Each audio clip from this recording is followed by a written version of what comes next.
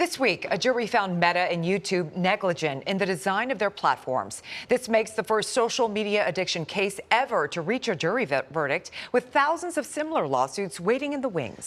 So what does the verdict say about the impact of social media on kids? We're joined now live by Tracy Foster. She's the co-founder and executive director for Screen Sanity. Thank you so much for being with us this morning. Thank you for having me. Do you think that the resolution of this case, do you think that social media platforms are finally being held accountable here? It's definitely a first, and what we hope is really a bellwether case in terms of opening the floodgates for tech companies to realize that they can and should be held accountable. In many ways, tech companies have been in this weird Wild West where they have almost no regulations, when other industries like food safety or toys, parents don't have to worry that they're going to buy their kids a toy and open it up and there's a razor blade in it. But this, because of some legal protections, has had nothing where these companies have been held accountable until now, and so it's very, very exciting. Yeah. Tracy, let's talk about the impact on our children. So how are children being affected in ways that mom and dad might not be able to really see? Yeah, well, I think parents have felt for a while that there's probably something happening, but we haven't known for sure. And we're the first generation of parents to be raising digital natives, so it's hard to tell. And I think one thing that's challenging for us is that our kids don't always necessarily want to say, because they feel like we might take it away or say no or judge them. And there's been a spat of research over the past year that shows that nearly half of teens feel like social media has a generally negative effect on their life. And Columbia Medical Center found that 40% of adolescents are showing addictive reactions to technology. So I think that this case gives us an opportunity to talk to our kids and say, wow, I feel this with my own technology use. Do you ever feel like it just pulls you in with autoplay and infinite scroll? And use this as an opening conversation, because a lot of our kids want to talk about this. They just need to feel safe, and that you can also be vulnerable with them about your own challenges. But I do think it is challenging for kids. You bring up the point, a lot of them, you know, I've seen it's their only way of communicating is through some of these social media apps. So to then say, well, I don't really like it, you're then potentially cutting off your friends or how you communicate. So this is a tricky situation for a lot of teenagers.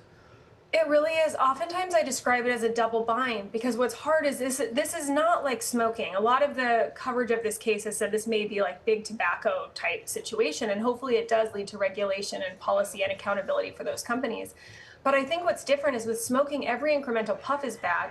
Whereas with technology, there are a lot of things about it that can be good, but then some things that can be bad. And a lot of those things that can be bad are what were covered in this case. Things like the design features, like the algorithm pushing content at our kids that they may not actually be pursuing, because what you're describing is them going on to connect with their friends. Right. That's generally healthy and good. But then they go on and do that, and then they end up seeing really inappropriate content or getting pulled into things that push them in different directions that they were not actually even pursuing. Right.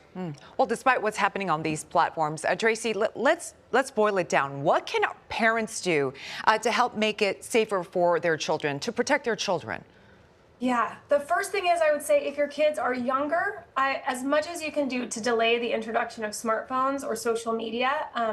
I know that feels really hard. The more that you can talk with others in your community and do this together, share something like this case over a text thread with, third grade moms and say, hey, what are you thinking about this? I'm thinking I might wait for my kids. What are you thinking? I think delaying is great. And then for older kids who have these, having that open, vulnerable conversation, leading with, hey, I'm struggling with this. Do you ever struggle with this? I think is really good. Having a conversation too about, how long do you think you're even on these? There's a very real phenomenon called time dissociation, where we actually don't think we're on our social media or other types of online things as long as we are. And it can lead to a fun dinner time conversation that's actually very humbling, usually for everyone involved, of, okay, let's say, how long do we think we spent on this platform today or this week?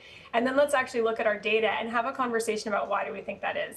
The final thing I would say for anyone who does have a device, if you can then say, hey, this is hard to handle. What can we do to help support you? And come up with possibly the recommendation of, top thing I would recommend is getting devices out of bedrooms overnight. Mental health is so key for our kids, and sleep is the biggest factor.